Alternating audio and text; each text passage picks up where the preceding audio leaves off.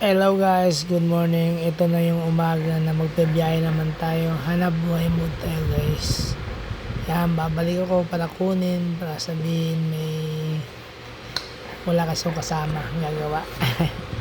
Kaya kinuha natin ulit at titimpla tayo ng kape. Pampagising sa umaga guys. Yan, titimpla muna ako ng kape tapos iinom ng konti tapos maliligo na guys.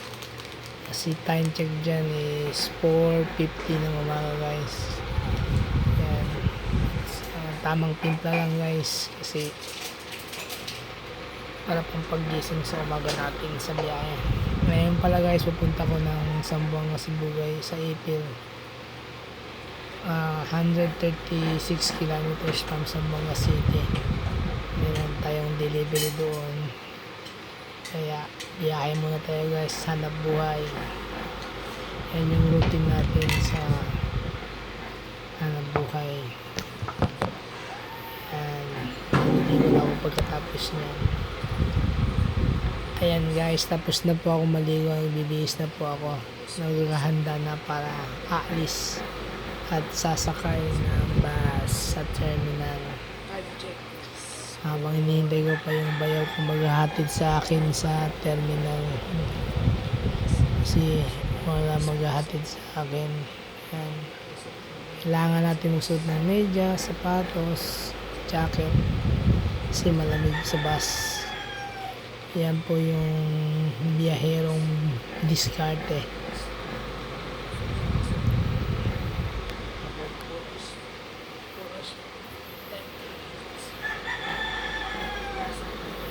Mga 4:20 na yata yan guys. Mga 4:35. So papunta na kami ng terminal guys. Please like and subscribe my page kung may time kayo guys. Sana na-enjoy kayo kahit paano sa terminal guys. Papunta na kami ng terminal. Pasensya na kayo sa voice over ko Hindi pa kasi ako gaano ng expert ko dito. Pero tinatry ko lang yung best ko guys. Salamat lang sa pag-iintindi at suporta na binibigay niyo sa akin. Salamat po guys. Ayan. Wala ka tao guys. Pero madaling tao sa loob. Ayan, mapunta kami ng terminal papasok. Pagpasok namin, dapat dadaan pala kayo sa manual check-up ng guardia sa mga gamit natin kasi sira pa yung x-ray ng terminal ng Zamboanga.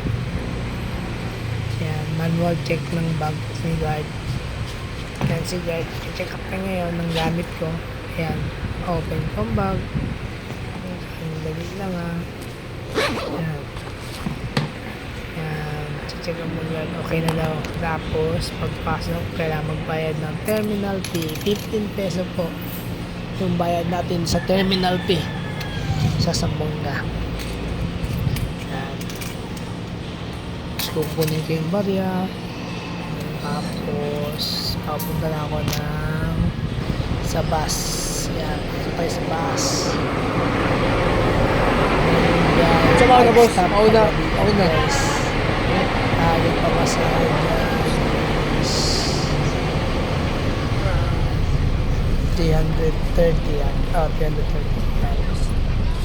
yung mga pasero kasama ko guys. Yun guys, sana magustuhan yung video kahit paano. Kahit malikot pa yung camera, pagpasensya nyo na guys. Yan, para si Daddy Kulot, follow ninyo yung vlog ko guys sa YouTube channel at saka sa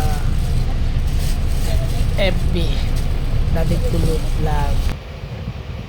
Yun lang guys, thank you.